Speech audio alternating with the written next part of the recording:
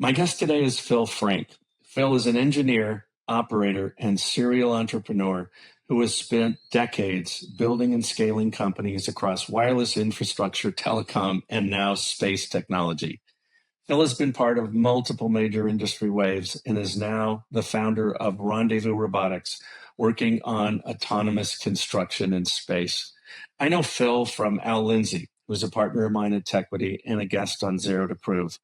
I knew Phil would be a great Zero to Prove guest because of the impressive career he's had as an early innovator, the things he's seen on that journey, and the decision he had made recently to return to a CEO role to pursue something that he was deeply passionate about, to help launch a space tech company on the leading edge of space exploration and development, which I think any of us would acknowledge is one of the most exciting frontiers of mankind. In this conversation, we talk about pattern recognition, how to spot the next big wave, and why some opportunities are worth coming back for, even after you said you're done. We get into risk, timing, and what changes when financial outcomes are no longer the primary driver, and curiosity and mission take over. This is a conversation about building at scale, starting over, and choosing what's worth your time when you have the freedom to choose. Please welcome Phil Frank. Thanks for taking the time. And the basic premise of this is to talk with people who've had a successful professional career and then got to a point in a place where the classic model, okay, I'm going to work for a big company, and then retire, or I'm going to work for a bunch of big companies, or I'm going to I'm going to go to a smaller company, but they're kind of all in roles. And that you got to a place where, the premise of Zero to Prove is I'm not done. And you're as a perfect example, which we'll get into. I'm not done. I have a lot of passion. I want to stay engaged. I want to stay involved. It's a big part of my life. But I don't want it to own my life on a permanent basis. So I want flexibility. And that flexibility may be I'm going to work on some kind of a fractional basis. I'm going to have multiple interests. Some of them may be philanthropic, professional, sports. And it may also be that I'm going to dive into something, which is one of the things I think, which is, interesting about you here. Something grabs me. It doesn't mean you're done, but it means you're at choice. And that is, that you're no longer doing things to prove something to someone else. You're doing them for yourself. So we're going to kind of walk through, what your career, where you are, where you got to those moments where you said, all right, I want to choose a different path. Excellent. Yeah. I love the title. I think we always have something to prove, if only to ourselves. And I think you've said that. I'm constantly, in my head, learning, right? And that's a, kind of a lifelong thing. I mean, I was never, this sounds bad, but I was never a great student. I was a good student, but I was never a great student. And what I gravitated to early on was work. I've been working in one form or fashion for over 50 years. I had a paper route when I was 8 years old. I had a paper route. That is a character. But people don't even know what that was. That is a character building. Yeah, that's a character building. If you had a paper route in Boston, that's a very character building. Well, I wasn't in Boston. I was in Michigan. Okay, but still, yeah. Small town in Michigan. So I had a paper route. And when I made enough money, I bought my own push lawnmower and I would push it around the neighborhoods of the town that I grew up in and mow people's yards for $5. Then I bought a snowblower and I did the same thing in the winter. And then my first real job, I was a dishwasher in a German restaurant in Saline, Michigan. And it was the worst job I ever had. But I had a job. I couldn't drive. I was, I was 13, which was the law at the time, is to work, in a proper job, you had to be 13 years old in the state of Michigan. But then all the way through college, I always had a job. Even when I was an athlete, and taking up full time, being an undergraduate, an engineering student, aerospace engineering student, and an athlete at the University of Michigan, I also worked part time in order to pay for my education because, my parents couldn't really afford to pay for my undergraduate education. And I graduated from undergrad with zero debt. something that our kids will never understand, or they'll rely on their parents to pay for Yeah, everything. it's yeah, it's either or. There's a really interesting book that just came out called Inheritocracy, which talks essentially the the impact of the mom and dad, the bank of mom and dad, they call it. Yeah. Which I didn't have a bank of mom and dad. You didn't have a bank of mom and dad. Nope. No, but my kids had a bank of my kids are graduated with no debt because of that, Yeah. which is good for them. Yeah, and me. Yeah. I mean, the interesting thing is being my last decade of my career kind of has come full circle, and I've been, an entrepreneur. I've started 4 companies, and the last 10 years, it hasn't been the most economically fruitful as you go day to day. You're working for equity, you're not working for a paycheck per se. So, in retrospect, the bank of mom and dad has been stressed at times over the last 10 years. It ends up in a good place, but, it's always, and I said before, this latest company, I think I shared this with you at some point. I was never going to do another startup. Yeah, that's what I thought was so fascinating about this. But but here you are. Yeah, and I got tired of worrying about paying payroll every Friday, like worrying about money, for 10 years, and having that be the burden on your shoulders as the CEO of an early stage company is, it takes a toll after a while. Absolutely. Yes, it does. It takes a toll every day. My wife thinks I'm somewhat insane, but the joy that I find in it really is, kind of in the mission and building a team around a mission that is actually unique.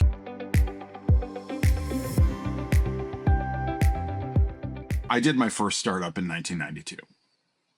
And that was not called a startup at the time. And I was lucky enough to have, I was working at Anderson Consulting in Chicago at the time after I graduated from undergrad. So I was an engineer, but I never did engineering. I kind of went into the predecessor of the whole, techtransformation.com, wave.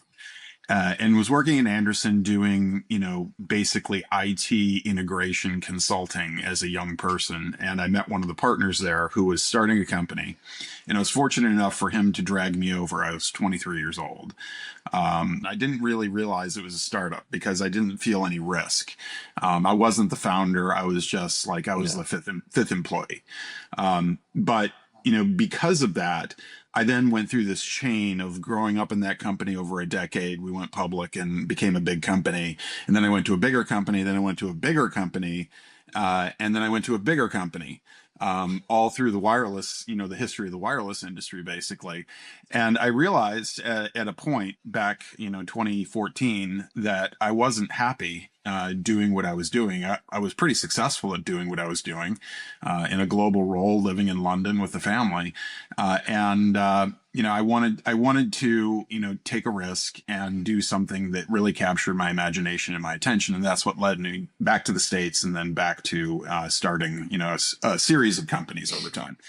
The latest one, Rendezvous Robotics, I was introduced to the inventor by a connection that I had at the MIT Media Lab going back to 1995. And he told me that she was just this fascinating, person, young, really, altruistic and thinking about this technology that she had invented as part of her PhD thesis. So I met her, and he also told me, this is one of my sponsors, somebody that I very much trust, who was in the media lab for a long time. He said, like, this technology that she's developed, which has been to space several times, it's autonomous robotic construction technology. Even explaining it to investors right now, takes a tremendous amount of effort. Because, you think about the concept of what it is, and it's out there. It will change the world. And, if you actually work on this project, You'll be able to tell your grandchildren, you'll be able to point up in the sky and look at something orbiting the Earth with the naked eye that you can see that's larger than, kilometer scale. And you'll be able to tell your children that you actually built that.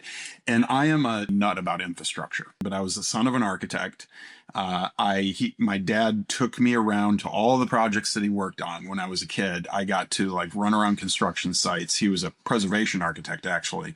He restored buildings, like he restored the Smithsonian in DC. He did the old post office in DC, which was at one point the Trump Hotel. Yeah, I was going to say he missed that one. Yeah. He got it earlier. He passed away in 2007, so he didn't get to see that. But like state capitol buildings and everything. And what was fascinating to me is I always loved architecture, but he wouldn't let me be an architect. He refused. He's like, you're too smart to be an architect. You need to be an engineer.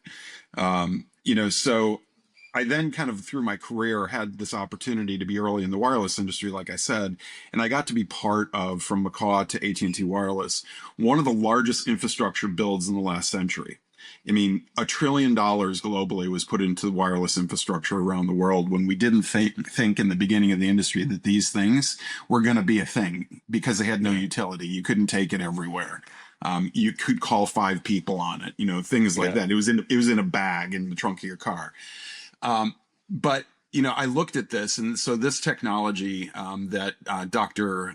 Ariel Ekblad developed as part of her PhD thesis, progressively over a decade. So she spent 10 years on it at MIT, the Media Lab, and then her 501c3 in Cambridge, Massachusetts, the Aurelia Institute, was really intended for her vision to be able to construct things in space that are human scale, that people would actually want to live, work, and play in, not a bunch of tin cans that are welded together.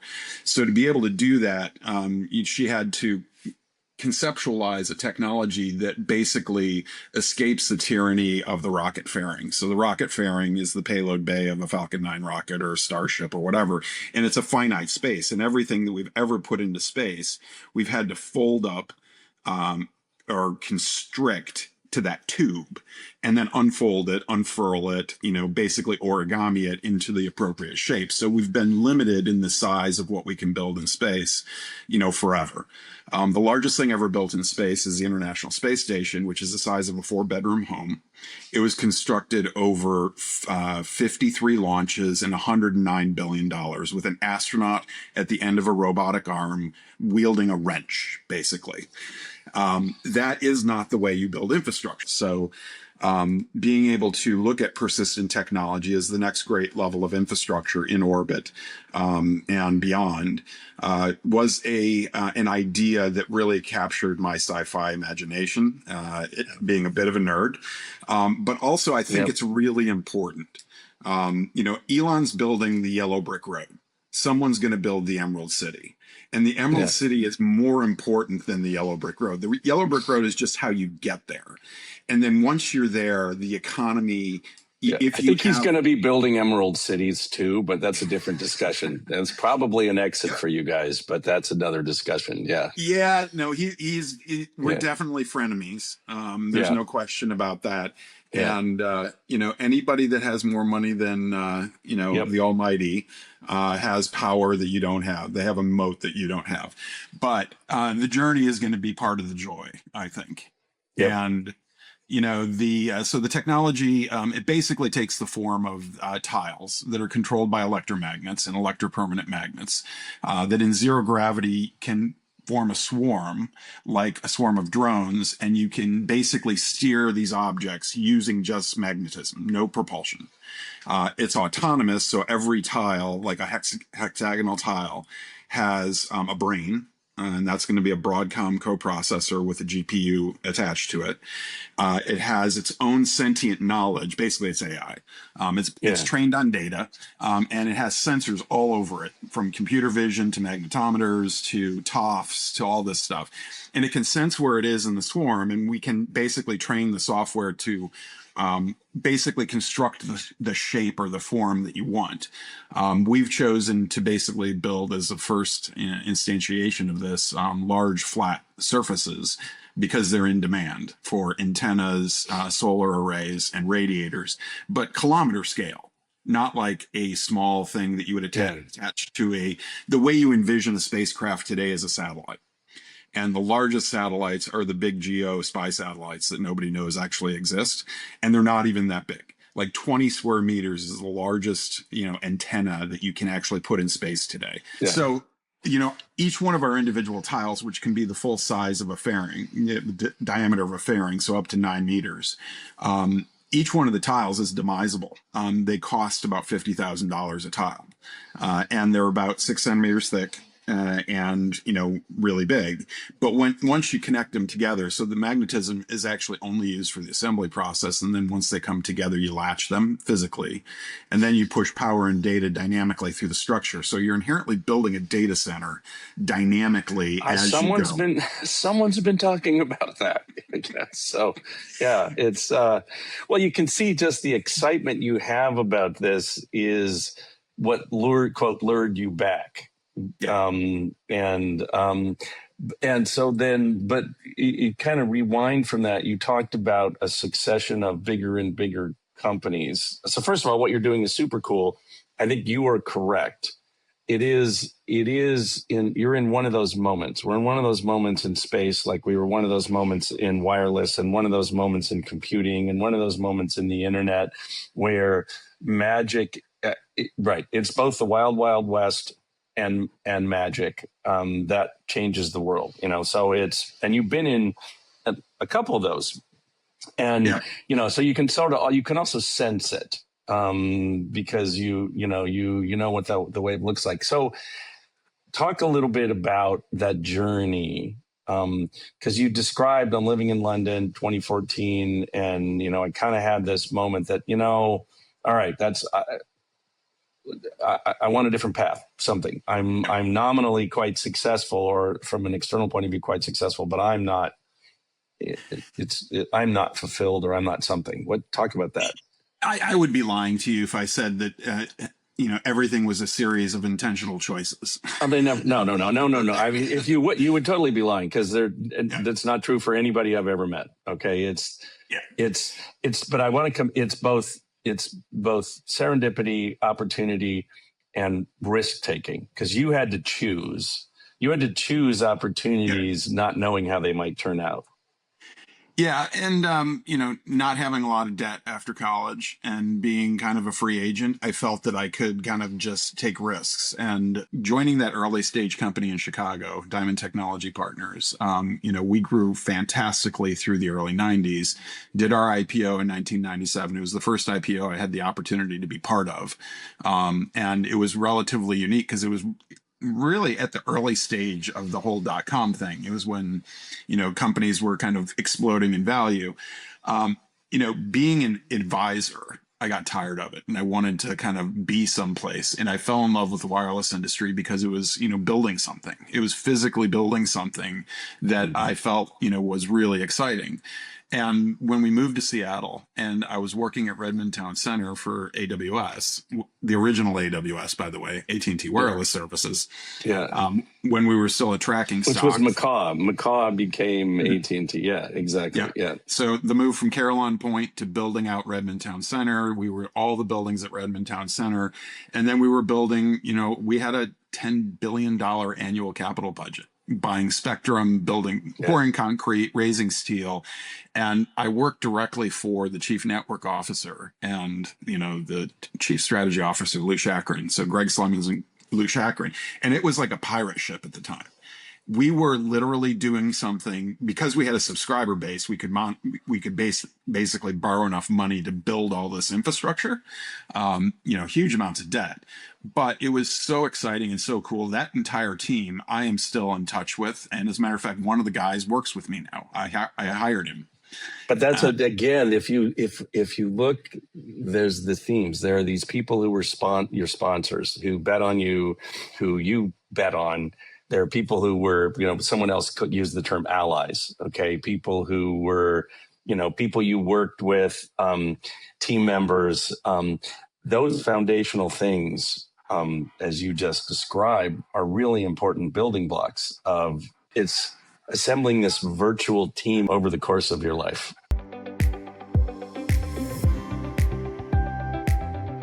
I don't think I envisioned when I was working with Ameritech in Chicago on their AMPS network back in the 90s that I would have gone over the course of multiple decades working for, AT&T Wireless, Singular, and then Nokia at a global level. So I worked at Nokia. So we moved from Seattle to London and became expats. Then I worked in, sales and managed services, kind of just in a, selling network infrastructure to AT&T and Singular and Verizon and stuff like that. But then when Nortel went bankrupt and they did the auction, they basically pulled me in because I had done a lot of M&A in my career, as well as that, I was basically in a concrete blown in ceiling clean room when we were closing the Singular deal, when we were selling AT&T Wireless to Singular after that auction, a $40 billion all cash deal. At the time, it was the largest deal in the history of the U.S. stock market, all cash.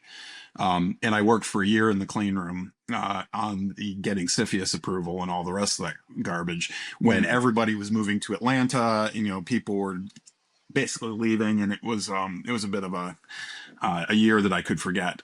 But so the folks at Nokia kind of drew me back into the M&A world to work on the Nortel auction and bankruptcy. And after that, I just kind of ran M&A. I was running around the world doing a lot of, high profile, M&A transactions and deals. But, at a particular point, and this is where I say it wasn't necessarily very thoughtful, the company had changed so much over the course of a decade that I couldn't really recognize it. And the things that we were doing, like I spent multiple years basically selling off parts of the company, things that we deemed non-core, and that wasn't a lot of fun. And then, you get put up for a job when there's management changes and you don't necessarily get what you want. So I voted with my feet. And I didn't leave in anger, but I definitely chose to do something at that point in time that was not necessarily economically motivated. I chose but that's a big moment because you're taking a risk and you have a family but something leads you, to take that jump. And right. So talk about that jump. It was complicated. It really was, because I had to look at my wife. We had moved, 4 kids and a dog from Seattle to London. At a time when the dog needed to be in quarantine for 6 months. It was that long ago, at Heathrow, in the kennels at Heathrow. And we really enjoyed living, in the UK. And our kids got the opportunity to do some phenomenal things that they wouldn't have had the opportunity to do otherwise when they were young. But I had to come home one day and look at my wife, and it wasn't like one day, but it was an evolution, and look at her and say, I don't want to do this anymore. I think we need to move back to the States, and, we'll find something new. We'll figure out where we're going to go. And we literally looked at each other over a period of time, and we were like, where are we going to go? We're going to go back to Seattle? I don't have a job. And we ended up in Boston because literally the logic was it was halfway between the West Coast family and Europe. And we could get back to Europe pretty easily if we wanted to, as opposed to, going from the West Coast. That was the logic.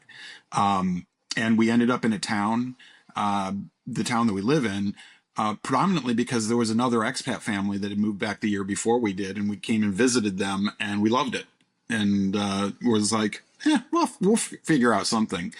And that's when I started thinking about, what am I going to do? And, kind of went back to grassroots on, maybe I start something, maybe I do something, early stage where I'm in more control. I just spent a couple decades of my life, climbing the ladder and being in a position that was relatively important, but not really feeling like I was in control.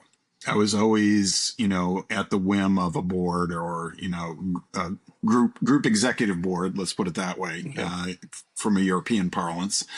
I kind of wanted the responsibility to wake up every day and be worrying about things on my own. And that led me to the early stage stuff. I learned a lot of lessons through the course of the first 2 companies. Did not do everything right. Did a lot wrong. But I think goodness came out of both of them. And they're things that I actually, lean on today, with Rendezvous, is that I've now been the CEO of an early stage company for longer than I've been doing other jobs consistently. And this might be my last, but that's just, pejorative, because it really is fun. It's a lot of excitement. Like, again, back to the people that you worked with early on. This was intentional. This company was intentional as I looked at it, as I talked to the inventor and then came up with, the decision to actually start a company around her technology, which is a bad thing to do. Every investor says, Yeah. don't start a company around a piece of technology. It's an opportunity, not a technology. But it is, a broader opportunity. In this case, it was pretty clearly both. But it's deep tech. I mean, there's no getting around. Yeah. But being intentional, I have the privilege and pleasure of having a co-founder who is incredibly well versed in the industry. He was like the head R&D guy, and he ran the commercial space business at Lockheed Martin, amongst other things. But as we started hiring people, I hired my CFO was one of my bankers. He's one of my closest friends. He was super senior at Citibank, and he was retired. And I dragged him out of retirement because I'm like, this is cool.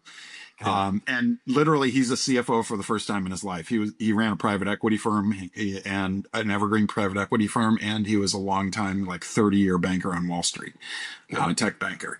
Another guy who worked with me at AT&T Wireless, I hired him at AT&T Wireless, Nokia. He went to Ericsson. He went to Sandvine. He went to a bunch of different places, and he's an operations guy. He's a former Air Force enlisted engineer. And literally is one of the first people I thought of. I called him. I'm like, do you want to do something fun? And, it hasn't gone to the entire team because I let the technology team hire themselves. And that's why we have so many ex-SpaceX folks, is that young people in their 30s and late 20s, actually, as engineers who've actually flown things to space. There's not a huge cohort of people who can say that they've actually done that, who don't work for the government. And I don't need a career engineer who's been at NASA. No offense to NASA. We do have but it's a very different ethos mindset. You're in a startup. It's when I'm just listening to you, it reminds me of the scene in the Blues Brothers where we're bringing the band back together. And but there is even some of my investors are, folks that I've worked with in the past and friends of mine. Well, and their trust. I mean, there's trust. So you built these, we talked about the relationships at a people level, but underlying those things are trust. That you built trust with people because you're betting. When you look back at all that, what are the things, if you wanted to share for people, because everyone's career is its own thing, but from you, what are the lessons? There's a variety of them, but I mean, rather than put words in your mouth, what are the lessons that, because you got to a place, you said, I don't want to do this anymore. You had your London epiphany, and it wasn't that any of the things along the way were bad. I mean, they're kind of normal. I mean, as you found a place you could add value, and they compensated you, and you were part of someone else's mission. You sort of said that, you were. I use the term mercenary. Which is fine, but you're a mercenary, and then you flipped to, I don't want to be a mercenary anymore. I'm going to take a risk. I'm going to come back. So, we talked about when you were looking for the next thing and you moved. You talked about moving to Boston, but not what guided you to pick what to do next. Yeah, I mean, it was complicated because, I'd been in tech my entire career, 25 years at the time, and, saw, my way through the, the whole excitement of the .com build up and then bust, if you want to call it. But then the further evolution of technology, whether it was wireless, whether it was data centers, whatever it is. In my last company, which was the beginning of generative AI, before generative AI was a word that was ever coined, And the biggest, I think, disappointment of my career is not finding a way to make that something more than what it actually was at the time. It was not the greatest exit in the world for our investors, and it could have been so much more. But hindsight's 2020. At the time, we didn't know what we didn't know. But so if I think about the things that guide me, it is a healthy dose of pattern matching, and that's just experience. I tell my kids, don't do a job, this is a different point, but don't do a job, simply because you need the paycheck. That is a convenient thing to be able to say. And not a lot of people can actually say that. Like, do what you love. Don't do it because of the money. People have to live, particularly if you have a family, a young family, and all the rest of it. I was at a place where I had the opportunity when I went to kind of startup land. I had the financial opportunity to do that. Now, the family had to make sacrifices over the years because of that, and because I did it repeatedly. Yeah. Thanks, Dad. Yeah. Whereas I know some people who've done it once go back and they're like, I need the security of a job with healthcare. I can't take that risk the older I get. I'm the oldest guy that I know who started a company from zero in the last couple of years. I'm sure there's plenty of them, but like from absolutely zero, from nothing other than an idea and a cool piece of technology in academia. So I mean, experience has something to do with it. Having a network from an investor perspective. So going back to my days at Nokia, and even before Nokia, back to AT&T, I was pretty well plugged into the venture community. And, I was always looking at what was cool and what people were doing, constantly reading, constantly meeting with folks. Like I would go to California for a business reason when I was at Nokia, and I would always go and meet with Bruce Sachs at CRV, Charles River Ventures, and folks like that, just to kind of get an understanding of what the pipeline was of what folks were working on, whether it was impactful for the business I was in at the time. But that gave me kind of this intellectual curiosity about doing something really cool and crazy. And at the time, like, Cisco and Juniper were crazy. It's constantly evolving, which is one of the cool things about technology. It's infrastructure, which was your pattern. There's these series of infrastructures, like, yeah, it's a segue. But when people look at right now is, are we overspending on AI infrastructure? And the answer is, from the point of view of human society, not at all. From the point of view of whose ever capital it is at the moment, it might not turn out well. I mean, you look at but the fact that the underlying infrastructure of the internet got built, the fact that wireless capacity got built, those are net positives. And, you're doing one for space. The other thing, though, when you talk about network, you talk about your relationship. The thing about building a network that I have found with people who have been able to get to a good place in their life is those relationships are not transactional. A lot of people look at, I'm building a network, but I'm building a network about what people can do for me. Right. That's not building a network. Right. And so there's this cultivation of relationships where your reason for doing this is some form of collaboration. What am I bringing as opposed to what am I getting? And just, I mean, you didn't say it that way, but I'm, knowing you and hearing that, I mean, those people would not be talking to you if their experience of you through life was, oh yeah, it's Phil. I wonder what he wants today. And yeah. And that's, it's important. It needs to be a two-way street, right? If you're constantly taking, and not giving, there is, it's not really a relationship at the end of the day. It's not. No, it's not. And so the gut check with what led you to pick what you picked? So you said you've made a series of things, and it's kind of what you picked and then how you gut checked yourself. Because this friend of mine comes from like the safari business, completely different. But he said, my curiosity overwhelmed my fear was that, and I think there is some of that, because if the risk taking is part of this. If you know, not only your risk taking, but your spouse's willingness to take risk, and your family, you know, so talk a little bit about that dynamic, because not all spouses would be on board with that. So I don't know that she was always on board with it, to be honest with you. yeah, You know, again, we were lucky because we had the opportunity, you know, or we had at least a little bit of cushion. We could yep. have gone in a bunch of different directions. In hindsight, what were the foundational things that have allowed you to get to where you are? I would say a willingness not to take no for an answer. Literally, I'm annoying. I won't take no for an answer, and I keep pushing. I think that's probably one of the things that my wife hates the most about me. And if she watches this at some point, sorry, honey. Yeah. I'm pretty persistent, to the point of, at times I would like to be able to, like, take a chill pill and relax a little bit.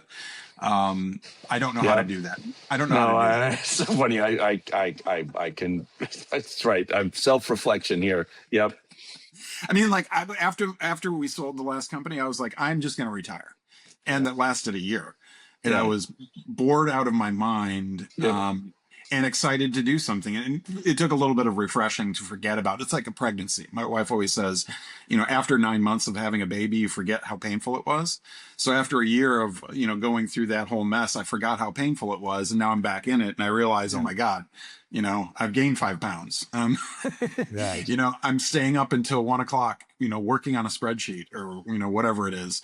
But there is, if you step back a little bit and you take a broad view, I think there's a lot of joy in building a team. There's a lot of joy in doing something that hasn't been done before. It's exciting. I get to meet really incredibly bright people that I never would have met before. Like going to Space Symposium in Colorado Springs last year, and I had been to CES for a couple decades. I'd been to Mobile World Congress in Barcelona for a couple of decades. I was sick of conferences and whatnot. I went to this space symposium in Colorado Springs at the Broadmoor, and I was blown away by the people I had an opportunity to meet. I mean, blown away. I mean, meeting Elon and all these folks, I was like, this is really, it feels like pattern matching, like at the beginning of the wireless industry, when I would go to some of those events, and it was like, we're building something new. There's so much excitement about it. And that's, you know, not a junkie, but it's exciting to be part of something that is in the early stages, and you know it's going to evolve in 10 different ways. You don't know exactly how, but, you know, just being part of it is part of the fun. Well, and I mean, you can just listen to you and watch you and just realize that it triggers passion and it brings energy. And, the pattern there is looking for things that energize you, where you can make a difference and make an impact. And making a difference and making an impact tend to lead to good financial outcomes, but that's not the primary motivation. The primary motivation, like we said before, it may not be you. All right. But when you look at these things, value will be, you're part of something. And there's an energy to that. And the motivation for you didn't say once, I founded this company to make a bunch of money. There's an assumption that that the companies will do that because that's the world we live in. But a lot of times, I think, and it's a generational thing. You hear younger people at times, I want to start a company that, and I want to make a ton of money, and, I want to be a unicorn. And that wasn't the motivation, before. The motivation has been, I'm doing this because I'm excited and passionate, and I know what it's going to mean, and you've been in both. You've been in big companies, you've been in little companies, you've been in the in between, and there's nothing right. There's also, what is that? There's this, every, time for a season, I forget, every turn. Yeah. But anyway, look, thank you. This is always enjoy. I just get energized. I know I'm very interested in space. I'm very interested in how, I've been a science fiction person, since I could read, maybe a little Nerd, bit after I started reading Nerd. There is something there about always being driven, that, you don't know how it's going to lead, but that passion gets channeled. But anyway, look, thank you so much for your time.